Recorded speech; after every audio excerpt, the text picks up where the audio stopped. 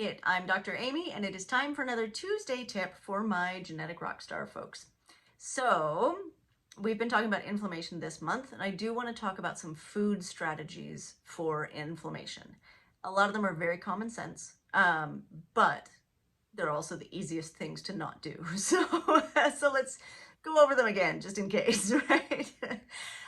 Obviously, taking any of the artificials out of your diet is going to be really, really helpful for inflammation, right? So things like artificial sweeteners, artificial flavors, artificial colors, preservatives, blah, blah, blah, all the emulsifiers and like food chemistry that happens. If you can't pronounce it, try not to eat it. Of course, we all get some because we live in a modern world and very few of us actually are able to like farm our own food or buy all of our food from farmers markets. If you are, amazing. I am so impressed. But I mean, for a lot of us, that's just not the reality, myself included.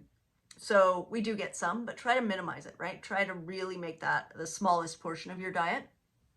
Also, really, really work on reducing your sugars and starchy carbs, right? So unfortunately, the standard American diet has way more sugar in it than, say, the standard European diet or the standard Asian diet, right? We are very sugar-driven folks.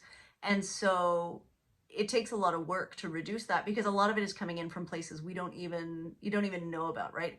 They put sugar in sausages. They put sugar in ketchup. They put sugar in all sorts of condiments. They put sugar in things you would never think of because, let's face it, sugar tastes really good, right? Everybody loves it. So it's a win-win in terms of making a product taste better. It just really sucks for your inflammation. So really try to watch your sugars and decrease those whenever you can.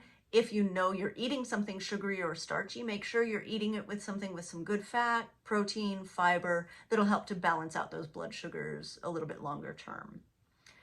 Also, food sensitivities. So I'll talk about doing an elimination and challenge diet in the next Tuesday tip, but eliminating your food sensitivities is huge in terms of reducing inflammation. I mean, I think the biggest thing you can do, right? Because it just takes this whole big chunk out of the bottom and drops it off.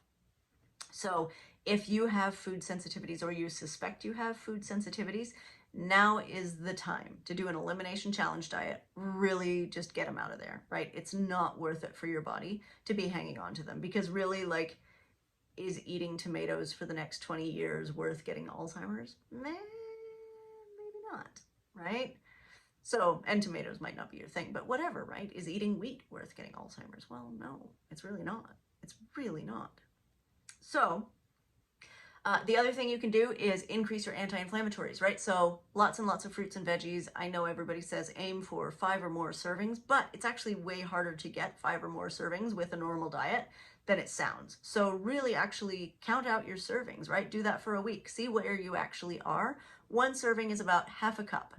And so some fruits by themselves, like if you eat a really giant grapefruit, that's probably 2 servings. Yay. Or if you eat like a big pile of broccoli, it's probably a couple of servings. Great, awesome.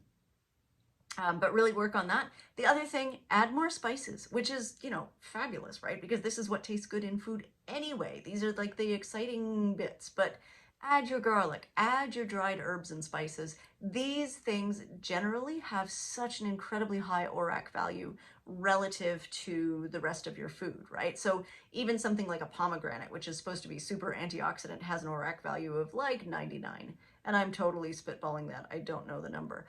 But if you look at herbs and spices, they have an ORAC value of like 50,000, right? It's completely off the charts different. Now, granted, you eat a lot of pomegranate and not very much herbs and spices. So, it still balances out.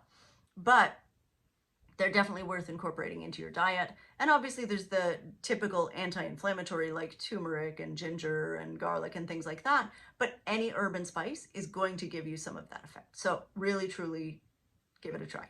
Okay, thanks so much for being here, and I will see you next week for another Tuesday tip.